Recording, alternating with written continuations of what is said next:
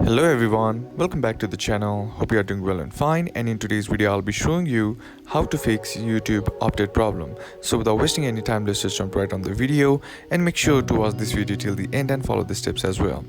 Now the first thing that you can do is head over to your browser and on the search bar simply type in downdetector.com. Now once it loads, scroll down to check if the YouTube server is working properly or not.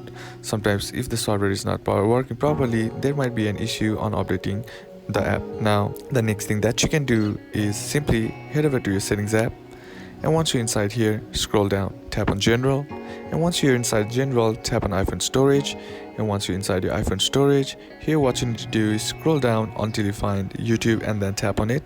And once you're inside here, what you need to do is tap on this upload app option, and this lets you reset the app by clearing all the bugs and glitches which is present in the app, which might be causing the issues that you are facing.